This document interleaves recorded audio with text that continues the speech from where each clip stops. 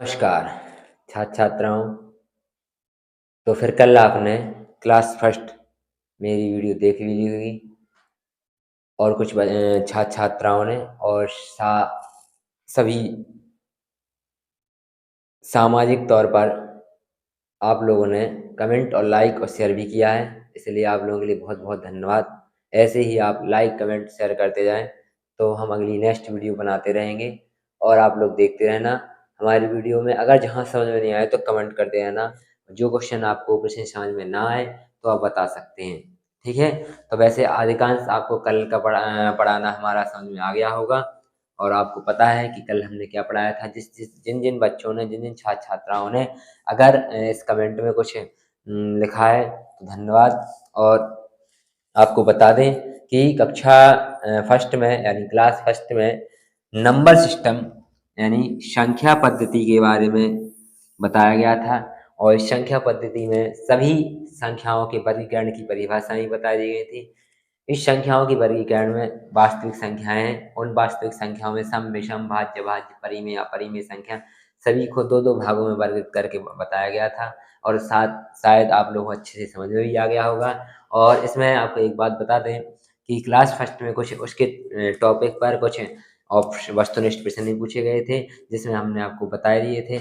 आज उन्हीं वस्तुनिष्ठ को आगे बढ़ाते हुए अपन वीडियो स्टार्ट करते हैं और इस में आपको इस सब्जेक्ट में जहाँ समझ में नहीं आए तो कृपया कमेंट करके बता दीजिए, ठीक है। आपको बता दें कि नंबर सिस्टम के कुछ महत्वपूर्ण फॉर्मूले होते हैं जो आपको बहुत ही इम्पोर्टेंट हैं। अगर आपने इन फॉर्मूलों को लगा लिए, याद कर लिए तो आपके बेसिक लेवल से जितने भी क्वेश्चन होंगे ऑब्जेक्टिव वो आप डायरेक्ट ही कर सकते हो फिर मात्र सिर्फ 5 सेकंड में, ठीक है। लेकिन उसके पहले आपको सबसे इम्पोर्टेंट है महत्वपूर्ण सूत्र, और जिसको लिखना हो या नोट करना हो तो आप स्क्रीनशॉट इसका ले सकते हैं और नोट कर सकते हैं, ठीक है।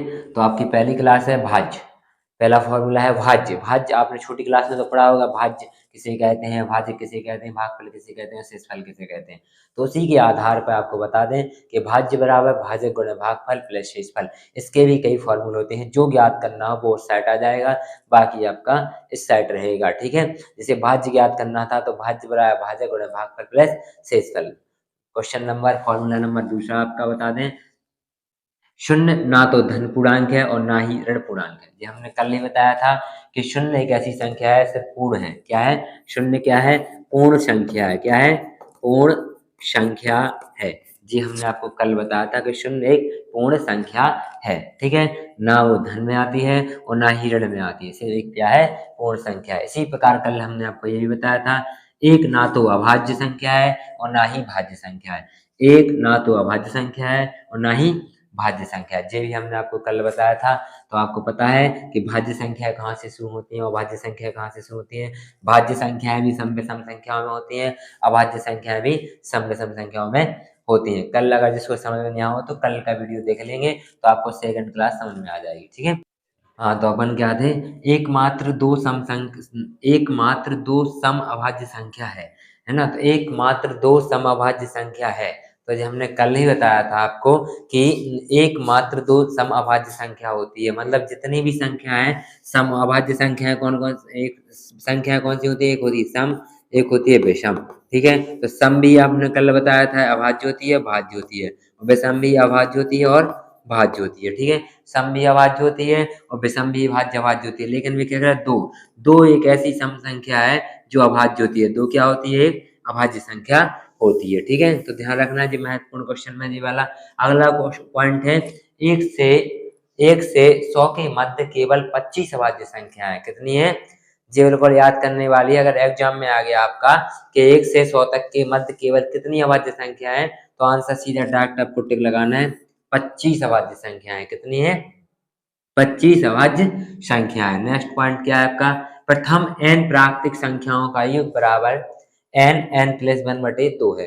तो अगर पेपर में मतलब पेपर में आ गया कि प्रथम 10 प्राकृतिक संख्याओं का योग ज्ञात कीजिए, उन्होंने कह दिया प्रथम 10, तो पहले सबसे पहले हम आपको बता दें कि कुल संख्या क्या कहलाती है? n, है ना। अब उन्होंने क्या कह दिया, प्रथम n प्राकृतिक संख्या। तो माना कि जैसे अपन ने माना कि n बराबर 10 है। क्या है?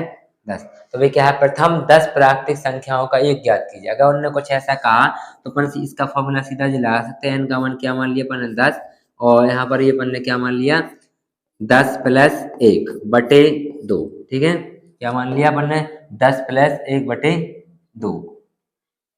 ठीक है, तो यहाँ पर अपन ऐड करेंगे तो 10 यहीं के नहीं रहेंगे, 10 प्लस 1 11 हो गए, 11 बटे 2, 2 से 10 काटा तो 5, पचम 55 आ जाएगा। क्या आ जाएगा, तो प्रथम n यानी 10 प्राकृतिक संख्याओं का एक क्या आ गया 55 आ गया। अब आपको अपने लॉन्ग मेथड से समझना है तो लॉन्ग मेथड से भी समझ सकते हैं। प्रथम n प्राकृतिक संख्याओं का एक जो फॉर्मूला से समझ लिया अपन ने, अब लॉन्ग मेथड से समझ सकते हैं। n प्राकृतिक संख्या पूछा है प्रथम, तो प्राकृतिक संख्या कहाँ से शुरू होती है बताओ, 1 से। 1 2 3 4 5 6 7 8 9 और 10, इन्हें जोड़ सकते हैं अपन। देखो 1 और 2 3, 3 3 6, 6 4 10, 10 5 15, 15 और 6 21, 21 और 7 28, 28 और 8 कितना होते, 28 और 8 36, 36 और 10 कितना होते 36 और 10 46, 46 और 9 कितना होते 46 और 9 9 6 15 और 65 है ना, सॉरी 55 कितने होते 55। आ गया आंसर।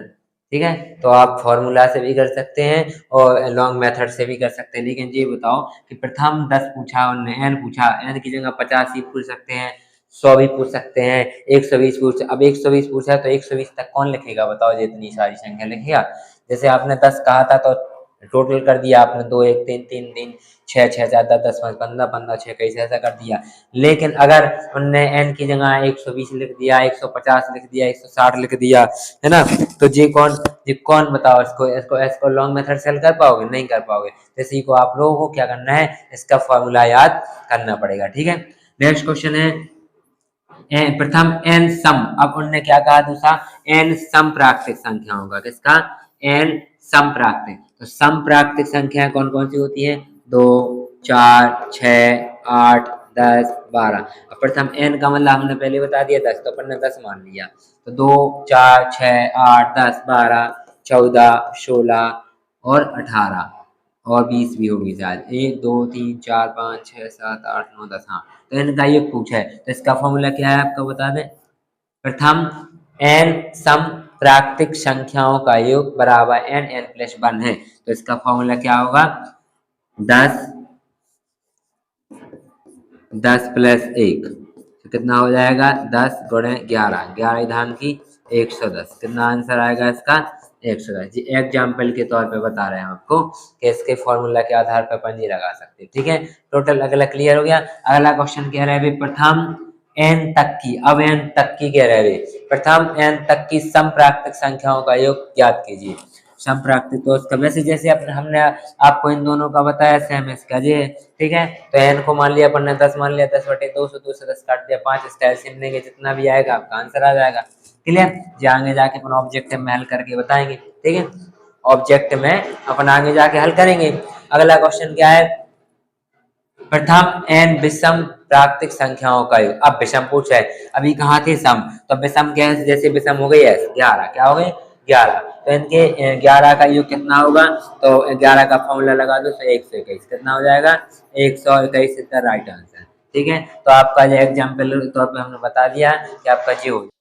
चलो ठीक है, नेक्स्ट देखते हैं, अभी समझ में आ गया आपको। प्रथम n विषम प्राकृतिक संख्याओं का ये कितना होता है n। विषम संख्या आपको पता है कि क्या कहलाती है, जो संख्या 2 से पूरा पूरा न कटे वो विषम संख्याएं कहलाती हैं। तो विषम संख्या जैसे माना कि अपन ने n 11 माना, तो 11 का योग मान लिया, तो n स्क्वायर 11 का वह कितना होता है 121, तो आंसर आ गया आपका। तो प्रथम n विषम संख्याओं का योग कितना होगा n स्क्वायर। चलो ठीक है, इसके आधार पर कुछ महत्वपूर्ण ऑब्जेक्टिव हैं जो हमने कल 5 पढ़ाए थे, उसी के आगे देखते हैं, आप लोग देखते हैं।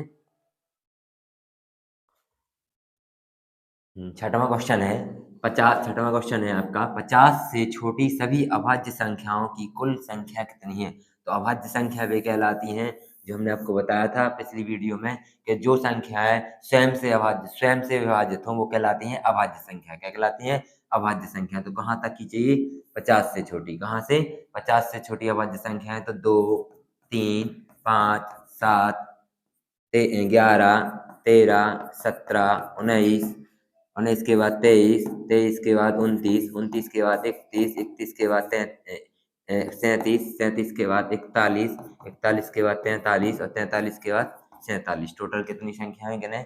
1 2 3 4 5 6 7 8 9 10 11 12 13 14 15, यानी कुल संख्या कितनी हो गई?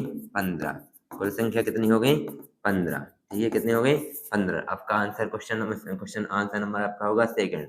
आंसर नंबर आपका होगा क्या? सेकंड। ठीक है, ऐसे देखना 50 से, कहाँ से?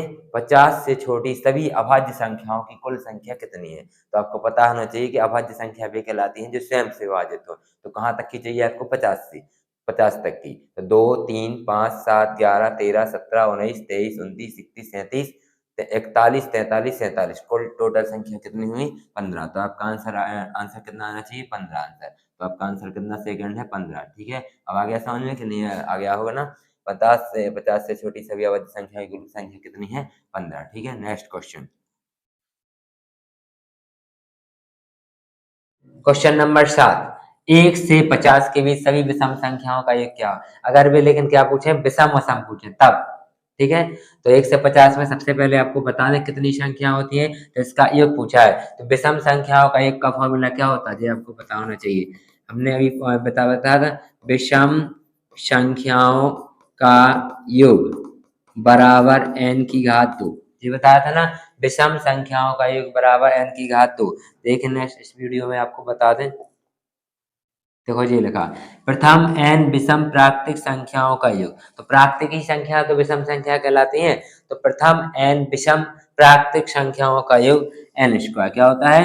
n square. ठीक है, तो यहाँ पर देखें फिर से विषम संख्या हो, तो सबसे पहले आपको विषम संख्या बताना है। तो विषम संख्या को टोटल कितनी हुई? 25। कितनी हो रही?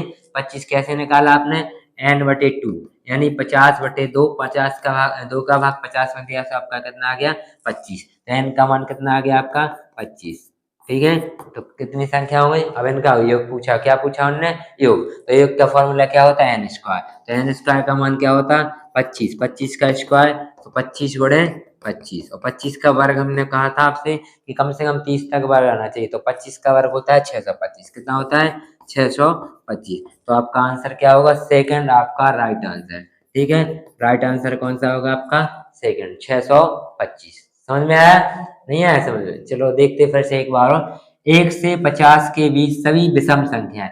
तो सबसे पहले आपको अगर उनने 1 से 100, 1 से 100 तक की भी विषम संख्याओं का कहा, तो आदि क्यों होती है? क्योंकि आदि सम होते हैं, आदि विषम होते हैं। एक छोड़ एक लिखते हैं ना अपन, सम एक छोड़ एक विषम लिखते हैं। तो आदि सम होती है। अगर हमने 50 तक का कहा तो कैसा लिख सकते हैं अपन?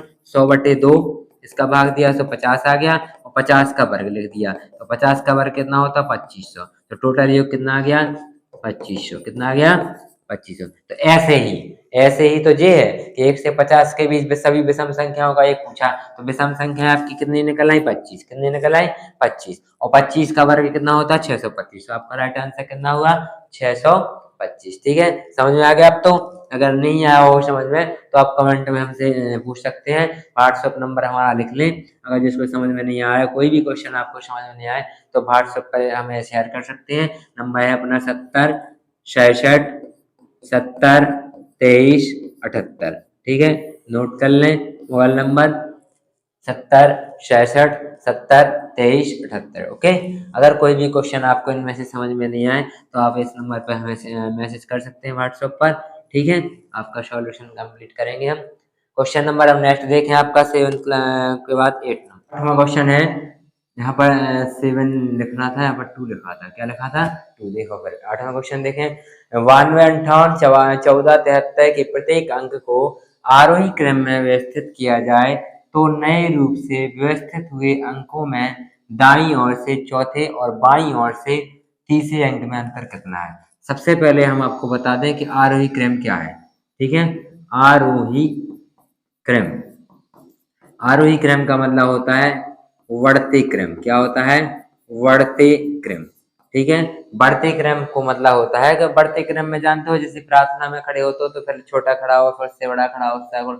ये बड़े कितने क्रम, जैसे 1 2 3 4 5 6, ये सब क्या है? बढ़ते क्रम। तो इस संख्या को, जो आपकी संख्या दी है, संख्या क्या दी है आपकी? 9 2 5, 8, 1, 4, 7, 3 इसको कौन से क्रम में जमाना है? बढ़ते क्रम में। तो बढ़ते क्रम में सबसे पहले कौन सी संख्या आएगी? छोटी क्रम। कौन सी आएगी? छोटी। छोटी कौन सी है? 1, फिर 2, फिर 3, फिर 4, फिर 5, 5 के बाद 7, 7 के बाद 8 और 8 के बाद 9 दी है। अब ये कह रहे हैं कि इनको नए रूप से, किस रूप से? नए रूप से व्यवस्थित हुए अंकों में, नए रूप से व्यवस्थित हुए अंकों में दाईं ओर से चौथे। तो दाईं कौन कहलाता है और बाईं कौन कहलाता है? ये कहलाता है लेफ्ट, ये कहलाता है आपका लेफ्ट और ये कहलाता है राइट। तो ये कहाँ से कह रहा है? दाईं ओर से बाईं ओर, मतलब दाईं ओर से ले जाना चौथे नंबर पे। तो चौथे नंबर कौन सा जाएगा? बाईं ओर। तो राइट से जाना है कौन सी साइड? लेफ्ट साइड चौथे नंबर पे। तो 9, 8, 7, 4। तो चौथे नंबर पे क्या होगा? 5। कितना हो गया? तो देखो 9, 8, 7, 5। तो चौथे नंबर पे क्या आया? क्या? 5 आ गया। ठीक है, क्या आ गया? 5। अब वो कह रहे हैं कि बाईं ओर से, क्या कह रहा है वो? बाईं ओर से तीसरे अंक पे। तो बाईं उस साइड से होगा। तो 1, 2, 3 यानी 1, 2, 3, 1, 2, 3 यानी 3 आपका हुआ गया 3 अंक। अब ये कह रहा है इनके बीच के अंतर ज्ञात कीजिए। तो अंतर का मतलब होता है माइनस। तो 5 में से 3 है, कितने बचे? 2। 2 आपका आंसर आ गया। ठीक है, राइट आंसर कितना है? 2। समझ में आया कि नहीं आया? ठीक है, तो राइट आंसर आपका कितना हुआ? 2। हमने क्या कहा फिर से देखो, इस संख्या के प्रत्येक अंक को आरोही क्रम में व्यवस्थित किया जाए और नए रूप से व्यवस्थित हुए अंकों में दाईं ओर से चौथे। तो दाईं ओर से चौथा क्या लिया अपने? 5। और बाईं ओर से आपने कौन सा लिया? तीसरा अंक 3। और इन दोनों का अंतर कितना हुआ? 5 में से 3 गए तो कितने बचे? 2। तो ठीक है, आपको समझ में आ गया। इसका आंसर कितना होगा आपका? 2 आ गया। 2 अंकों की एक संख्या के अंकों का योग 9 है। इसमें से 27 घटा देने से संख्या के अंक आपस में बदल जाए तो वह संख्या कितनी है? ठीक है, तो हमने आपको बता दें कि ये क्वेश्चन जो आपने देखे हैं जी कुछ बड़ी क्लासों में थे। ठीक है, तो आपको फिर से बता रहा है कि 2 अंकों की एक संख्या के अंकों का योग 9 है।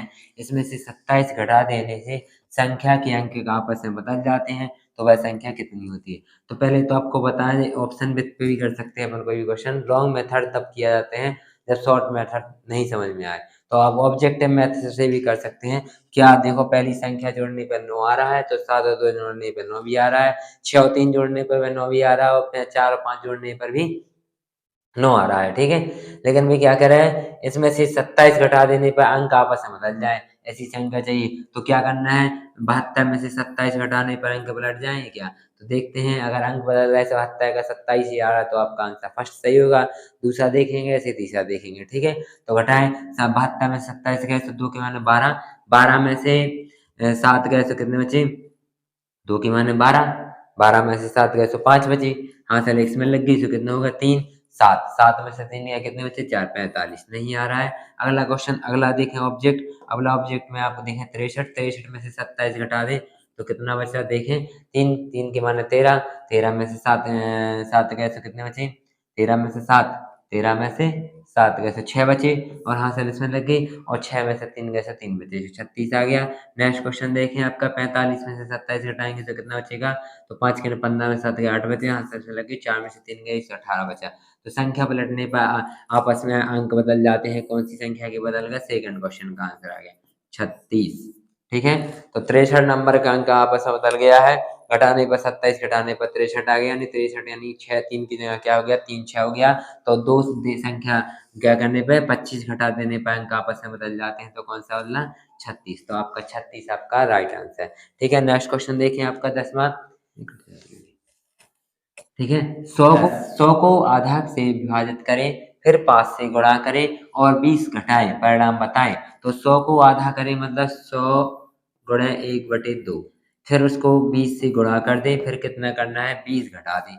5 से, सॉरी, 5 का गुणा कर दें और 20 घटा दें। यही पूछा है ना क्वेश्चन कि 100 को आधा से विभाजित करें, फिर 5 से गुणा करें और 20 घटाएं। तो 100 को आधा कर दिया, फिर 5 से गुणा कर दिया, फिर 1/20 कर दिया।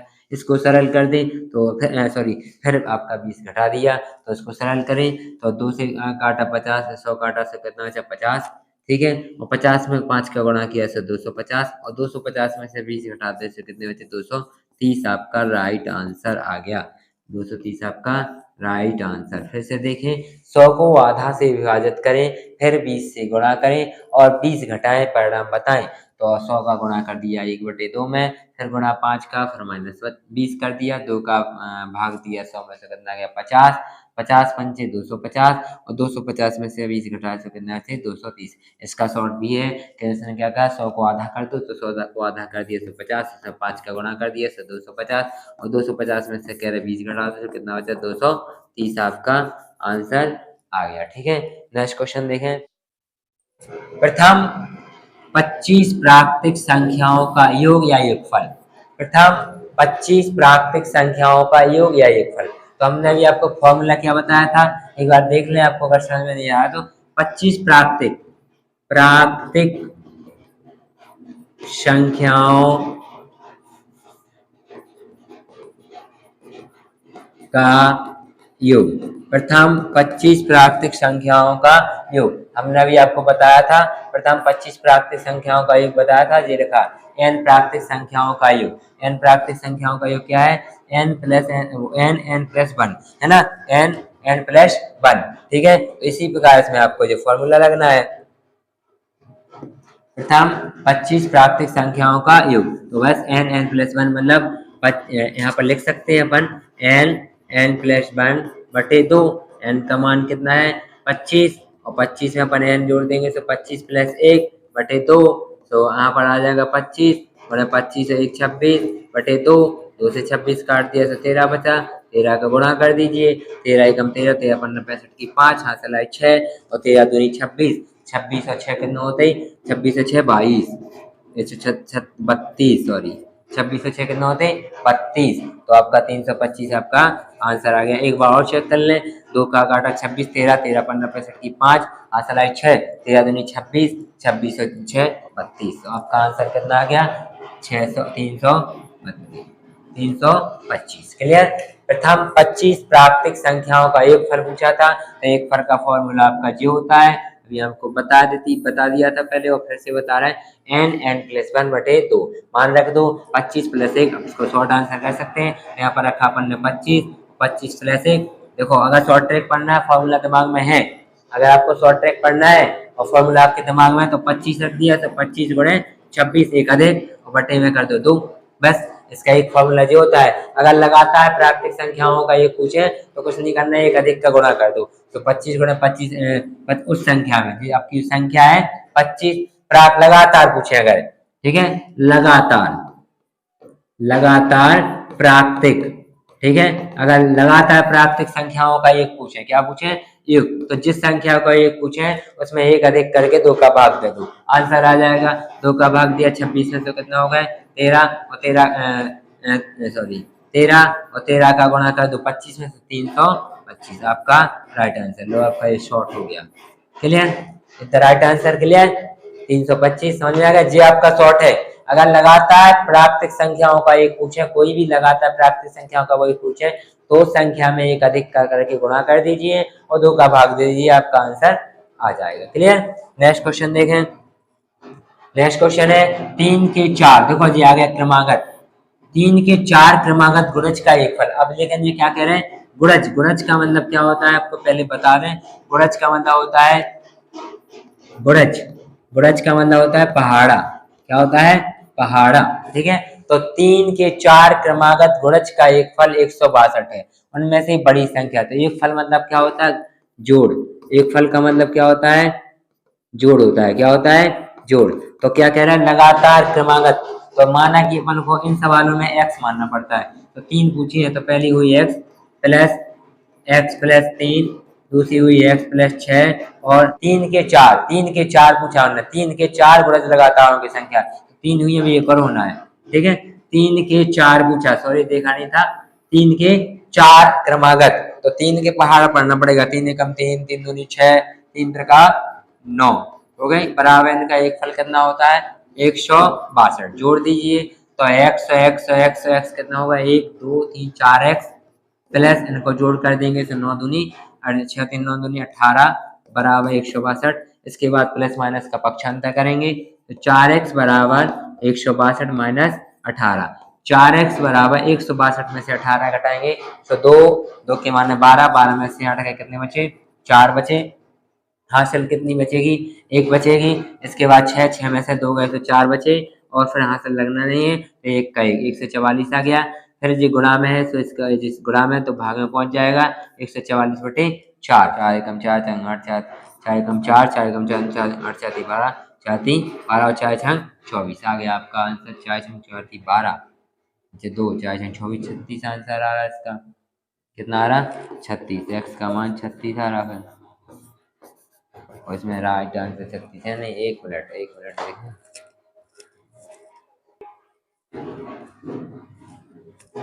हाँ तो देखें, 4x बराबर 144, x बराबर कितना है, तो इस गुणा में सेट जाएगा तो भाग में पहुंचेगा। 4 का भाग दिया 4 3 12 और 4 ना 36, दो हाथ से 4 छंग 24, 4 का भाग दिया 4 छंग 24, x का मान कितना आ गया, 36 आ गया। अब लेकिन भी क्या करें, सबसे बड़ी संख्या, तो सबसे बड़ी संख्या क्या है, x प्लस 9, तो x का मान कितना आ गया 36, 36 प्लस 9 कितना होते हैं 45।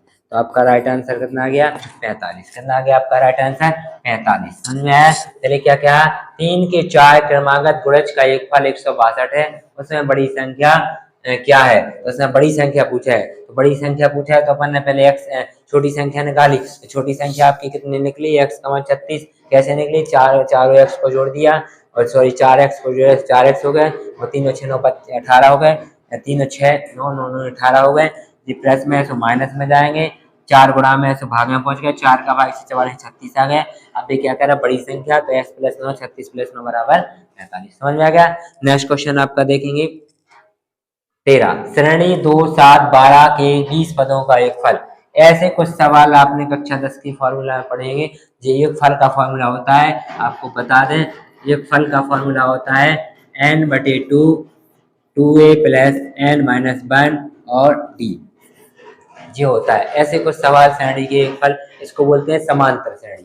समांतर श्रेणी आपने कक्षा 10 में पढ़ी होगी। ऐसे कुछ सवालों के जवाब ऐसे निकलते हैं, तो n का मान आपका क्या होगा 20 पद, यानी n का मान आपका क्या हो गया 20। कितना हो गया 20। तो यहाँ पर लिखेंगे 20/2, और 2 गुणे a का मान, यानी प्रथम पद को बोलते हैं तो a का मान हो गया 2, और n फिर आपका 20 माइनस 1, और d का मान कहलाता है सारवंतर। d का मतलब सारवंतर, d मतलब होता है सारवंतर, a2 माइनस a1।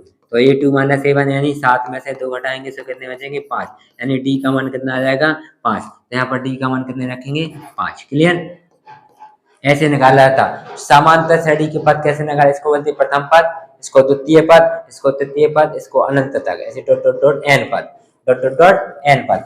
प्रथम पद a1 a2 a3 dot dot dot dot an, ठीक है। n पद का योगफल ज्ञात कीजिए। तो योगफल ज्ञात करना है तो फॉर्मूला ये होता है n/2, 2a plus n minus 1 और d।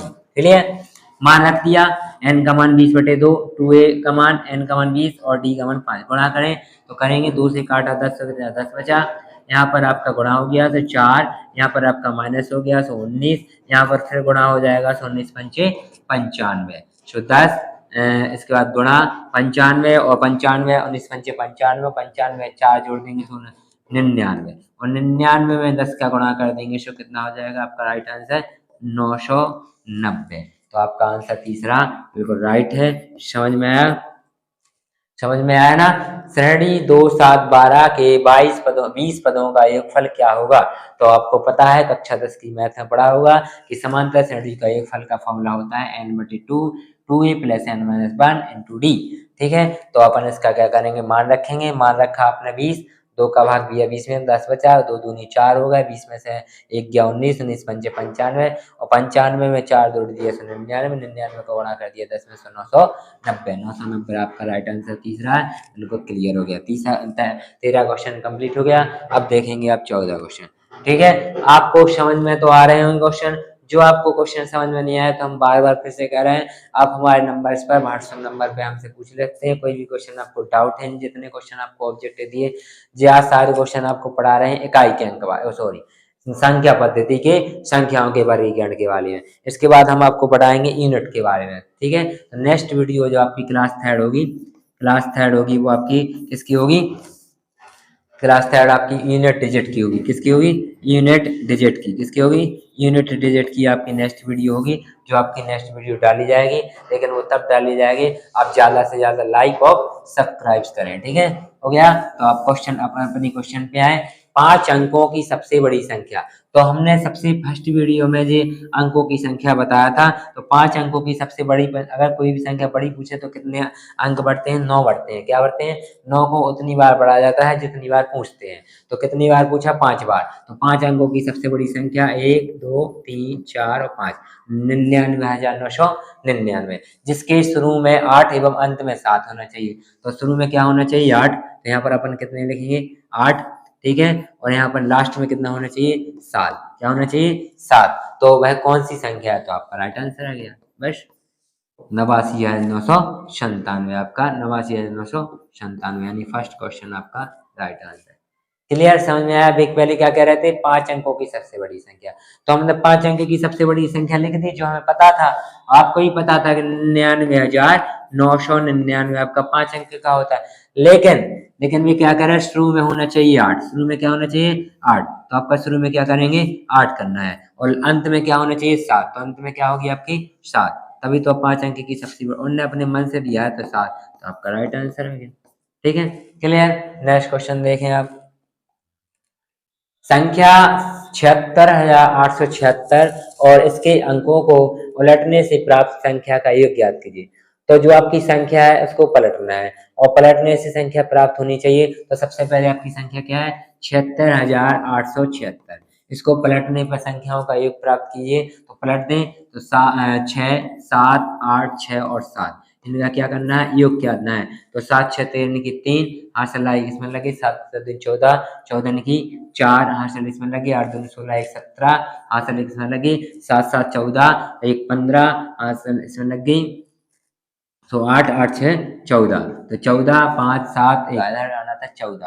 क्या आना था? 14 फ्रांस इसमें लगे, 7 दूनी 14, 14,047, 1,14,000, 1,44,743 आपका पहला आंसर होगा। कितना होगा आपका?